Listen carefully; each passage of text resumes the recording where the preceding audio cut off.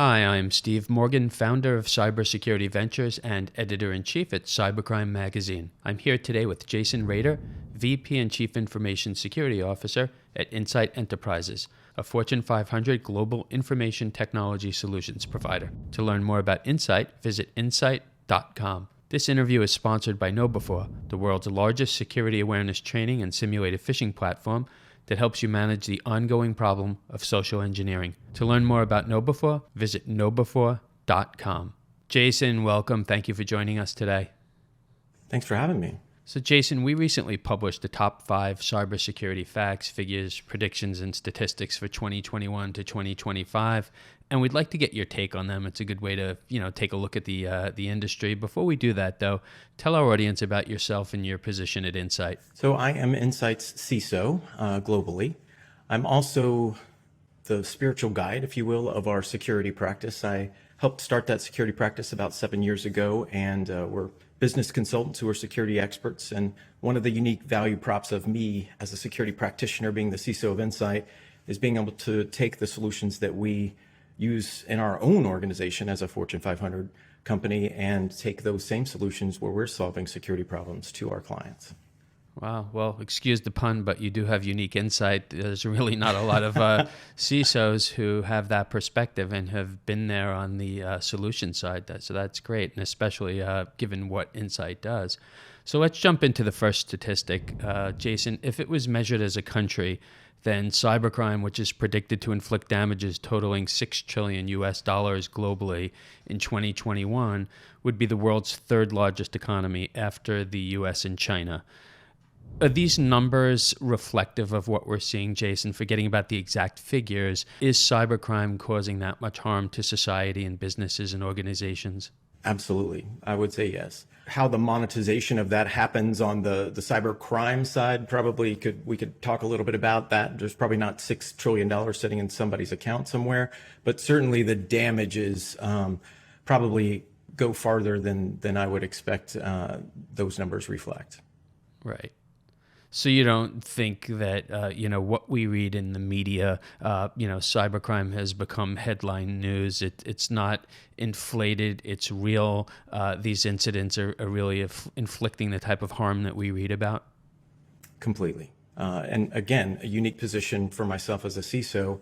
I see what happens to our global organization with 15,000 folks at it every day, but I also work with clients who are trying to help deal with the situations in their environments across a vast variety of verticals and countries. It is prolific, it is happening to everybody, and those headlines only make it, to the front page every so often when this is happening every single day.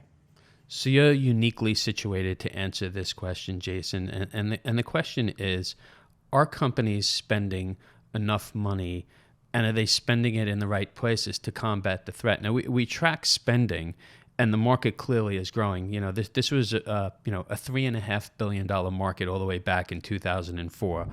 And over the next 5 years, we're looking at, 1.75 trillion cumulatively being spent. That's a lot of money. But again, is it being spent in the right areas?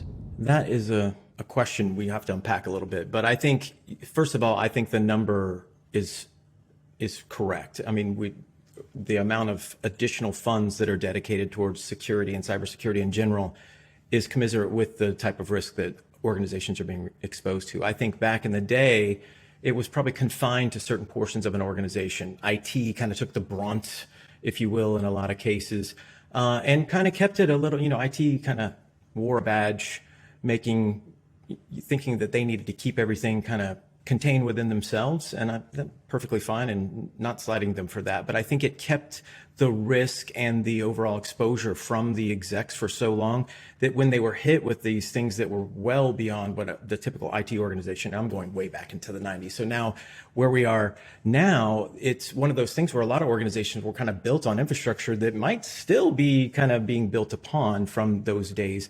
And we've hit a situation now where we're dealing with a situation way beyond the capabilities that we prepared for. And then the compartmentalization, I think, that happens in most organizations makes it a really difficult problem to solve. It's not like I think the easy thing would be to write a check and get a bunch of technology dropped into place that lets you fix this. That's not how it works, unfortunately. I just had my board meeting a couple of weeks ago and they were like, do you have enough budget? And I'm like, yes, what I need is the people and the time to get all of these things ingrained into the culture so that we can be more secure. So you just touched on people, critical element. On the black hat side of things, clearly there's enough people. There's more than enough cyber criminals out there. But right now we have about 3.5 million unfilled cybersecurity positions globally. To give people a visual, that would be enough to fill 50 NFL stadiums. If you want to call it an epidemic, I guess you can. But what are you seeing? Do you see that challenge for your own organization, for your clients? Are they challenged around recruiting people, and how big of a problem is it? It is that big. It is, stadiums and stadiums of empty seats that need to have cybersecurity professionals in them. And cybersecurity is this giant, that's like saying we need, good people Right. because security goes to so many different levels. I'm kind of a unicorn that can go from the compliance and the legal aspects and the business aspects down to the bits and the bytes. Those aren't out there. And you don't really need a lot of those people, but you need such a vast swath of folks that it's difficult to, first of all, those people that are out there can go anywhere and command gigantic dollars these days. The fact that there's so many varying degrees and the new folks coming in, I love the initiatives that we have in our organization and the ones that I see out there. I very much want to support those of the pipelines coming out of university and even before university, high school. I'm working personally with some high school folks that I'm like, okay, we're going to talk as soon as you get out of high school, because there's some programs that we can get in as you're at university, because the curriculum in university is potentially dated, based on the stuff that's going on in the real world right now. When you get folks out of university or other programs, sometimes you have to train them up a little bit before they're functional within your organization. So there's such a massive amount of work that has to be done. There's no clear-cut way to accomplish all those things in an easy step. And I think that's where, in a lot of places, like if we were going to like truck driving school or welding school, those kind of vocations, which have complete respect for, their programs and onboarding are relatively well defined. But a cyber program or a security program that includes compliance or includes regulatory or includes, a QA across a wide part of the business, that's hard to kind of solve for.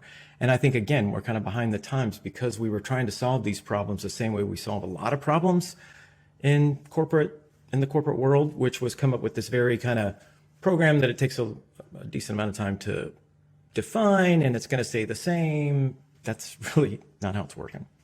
Now, I don't want to say your job's easy, because I know it's not at all insofar as recruiting, but I would say, we have a lot of young people graduating now, more than we've ever had before, which is a good thing, coming into cybersecurity, or at least equipped with the skill sets. If I was a candidate, I'd look at Insight and say, wow, that's a company I'd really like to work for, because you're cutting edge, you're a solutions provider, you have so many different types of clients. Clearly, it's an opportunity not only to serve, but to learn a lot.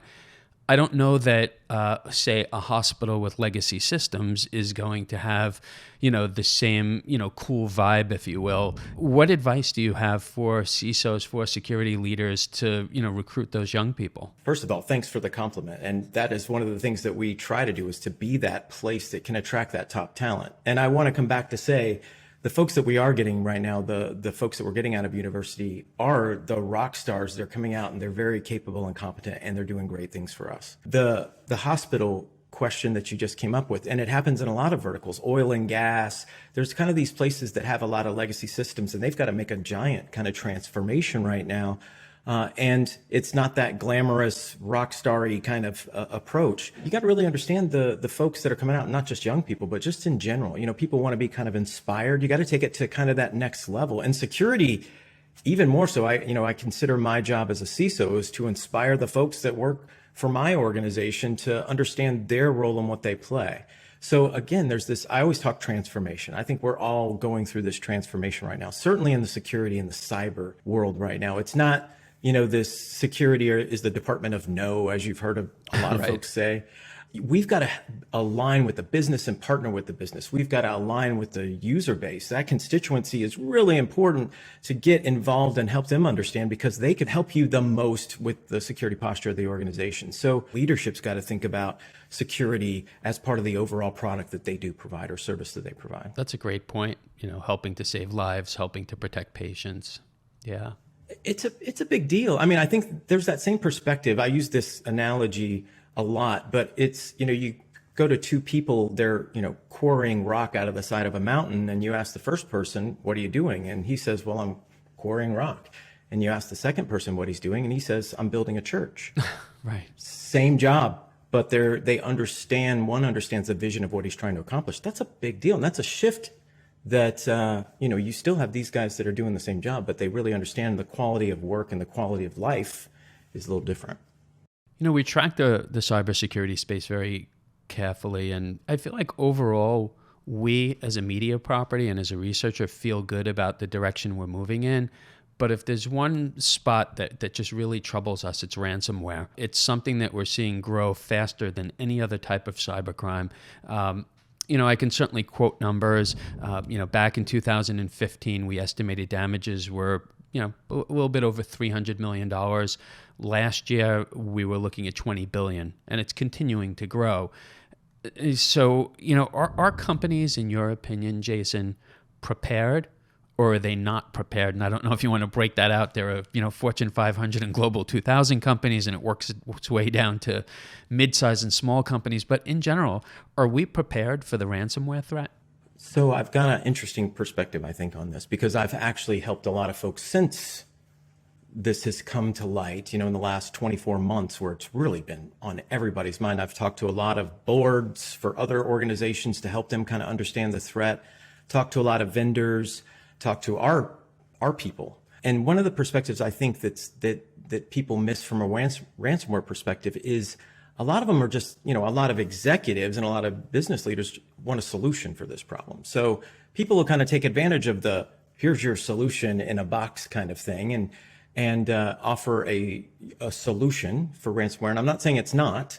I'm just saying it's more than your immutable backups or something along those lines. Because if you take, what I like to do is to take people and look across like the NIST CSF, the cybersecurity framework for NIST, and say, okay, that's the recover portion if you're dealing with the backups. But that means that they've already encrypted your stuff. You've already gotten encrypted and you're dealing with that, whether we pay the ransom or whether we restore from backup.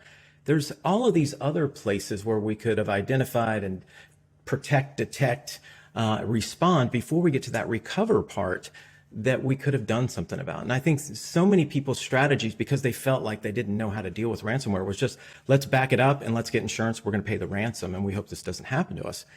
I'm like, no, we can be empowered if we just shift a little bit more towards that, identifying what's going on and being able to detect and protect and detect it. That's a way more important aspect of that. And the other thing, we're not just talking about a solution for ransomware. We're talking about a security program that's going to protect you regardless of what the threat is. And so again, transformation, people like to buy solutions, a turnkey solution that they can feel comfortable about. Okay, what's the cost? We did it. Great. Check the box. But security's almost never going to be like that, because the adversaries are out there. They're able to monetize what they know. And as you said, $20 billion is scratching the surface for what they could do if people are only going to approach this by trying to buy technology solutions that are turnkey, that are point in time, that don't grow with the organization or work into the overall program. So the ransomware actors, the cyber criminals, they're all after ultimately money or something they can monetize, data. And when you look at the attack surface, it's huge. In fact, I recently had somebody on and they said, what's a zettabyte?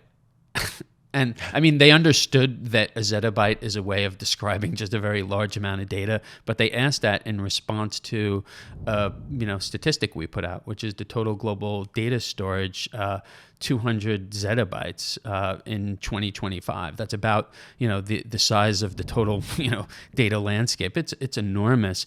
And my question for you about that, and you deal with this every day, you sell the technology, you support the technology. When you look at everything from PCs, laptops, tablets, smartphones, moving all the way up the food chain to Internet of Things devices, IoT devices. Are these devices secure? Are they as secure as they need to be? And how much of a challenge is that for today's CISOs? So many of them are things that, employees, walk in with that may or may not be authorized. Massive challenge. Before you know where to secure an application or to secure your development pipeline or wherever that happens to be, you've got to know where that data is. And you got to know why you have it. Because I would say that a lot of organizations have a lot of data sticking around that's regulated, that would be considered PII, personally identifiable information, which means if a bad guy gets access to it, and in healthcare, if a bad guy can encrypt the information, whether they take it or not, that's bad. That's a disclosure that has to happen. If you've got data that you don't need for business purposes that's potentially regulated, get rid of it. A lot of people are hanging on to a lot of data because they want to put it in a data lake and do some AI stuff. I would say that the vast majority of it probably isn't that data that they're looking for. But again, if you're wanting to create a data lake or do those kinds of things with AI, and we talk about this a lot, you really got to get your hands around that. And it's something that has to go across all the lines of business of your organization. It's something that everybody's got to participate in, not just the security people, not just the IT people, because I find at my own organization, I know it happens in other organizations that we work with, where the engineering department over here or production or who knows? There's all kinds of research that goes on. Those repositories of information expose us to a lot of risk, and especially if they're using this because cloud technologies are quicker or faster, or easier, or give us access to a platform that we wanted to use to make it easy to do our research. Well, you just put a bunch of stuff into the cloud that's regulated that now doesn't have the same security controls it had when it was on-prem, and we've got more risks that we're exposed to because of that. Right. And we didn't know about it because it was kind of out of bounds from the normal core actions of the organization. So those are the kinds of things that I think freak everybody out. Is data going away? No. More and more and more and more is going to be created, and we've got to get a hold on that, and it's kind of everybody's job. So I'm not sure if I've saved the best for last or the worst for last. You're going to tell me. We have in our country hundreds of millions of employees, and globally we have billions of employees, and all of these people either sit behind a computer, it can be a desktop, or they use a laptop, or they have a smart device and they're out in the field. And I'm curious to know, in your perspective, are these people, all employees globally, any more hip to security and able to help defend their companies than, 3 years ago, 5 years ago? Are we moving in a better direction? So I'm asking you specifically about security awareness training, companies helping their employees be a part of the solution. I want to say we've taken some baby steps. I think we are better, but it's baby steps. And again, I'm not a FUD guy, a fear, uncertainty, and doubt. I don't like to sell what I do with that. But I think those kinds of ransomwares made a lot of people pay attention. When my mother-in-law asked me questions about ransomware, obviously it's made its way into the populace. Really, I think that's probably 25% of what I consider my job, is making sure that the user base understands the risks that they expose the organization to doing their day-to-day, and making sure that they don't have to make those ethical decisions for the organization on their own, because we've got policies and we've got security controls in place that make them feel more comfortable. Giving them the boundaries, I believe, is an important thing. I don't want to keep people from doing stuff. I want to show them the boundaries that they can go right up against. We've got an initiative in my organization right now to do more BYOD, to do more of allowing people to work the way they want to work, because we want to attract that top talent that wants to work from home or work from an airplane or wherever they want to work from.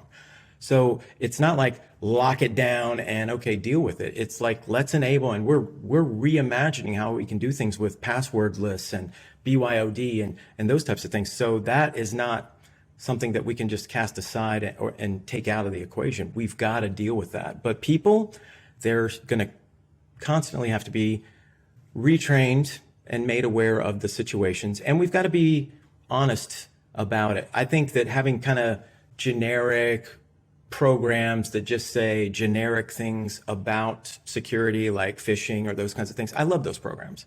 KnowBe4 and Percipio and all these different folks that are out there, they have great programs. But I think things have to be more specific to your organization. Don't say follow your company's policy. You should say, here's our policy and here's what we do. that makes it more meaningful to them. And I think that's a shift that we've got to make it more meaningful to people, to have them own it, because people really do start to pay attention when it affects them. Well, now, you said something that just jumped out at me. 25% of what you do is to, protect the employees. And if I understand, you might be, just saying that off the top of your head, but clearly it's really, really important at your organization. And I'm wondering, is it that important for other CISOs at large enterprises? And that's not to take anything away from them, because they're just dealing with so much. But is enough attention being paid? You have clients that you support and service. Are they spending enough time thinking about that? I would say in general, no. And that's no slight to my fellow CISO companion, Right. colleagues out there.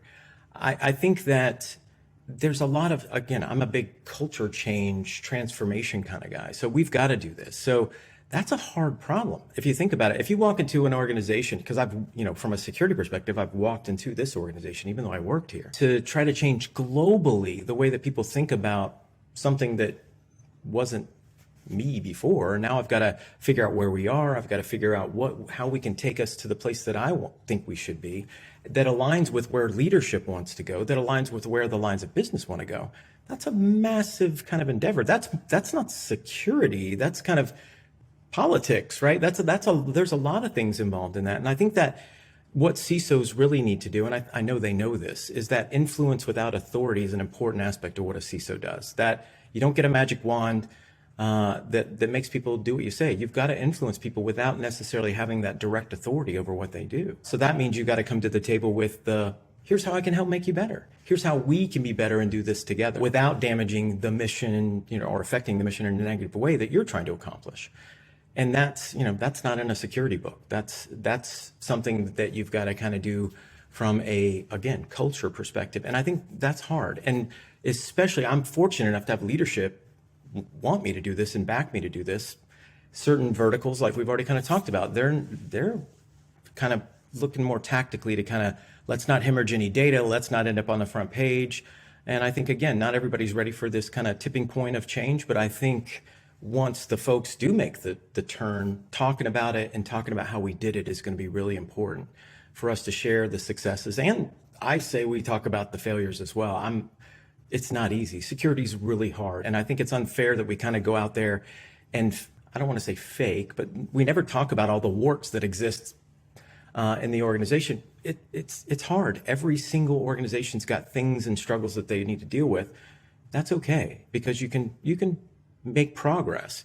And I think that's why, having a camaraderie of CISOs and other security practitioners that can talk about those things and share those successes is really important. Jason Rader, thank you so much for joining us today. I learned a lot having you on, and I hope you'll come back on soon. Anytime. Thank you. I'm Steve Morgan, founder of Cybersecurity Ventures and editor-in-chief at Cybercrime Magazine. Joining us today was Jason Rader, VP and Chief Information Security Officer at Insight Enterprises, a Fortune 500 global information technology solutions provider. To learn more about Insight, visit insight.com. This interview is sponsored by KnowBe4, the world's largest security awareness training and simulated phishing platform that helps you manage the ongoing problem of social engineering. To learn more about KnowBe4, visit knowbe4.com. You can keep up with all of our media at cybercrimemagazine.com.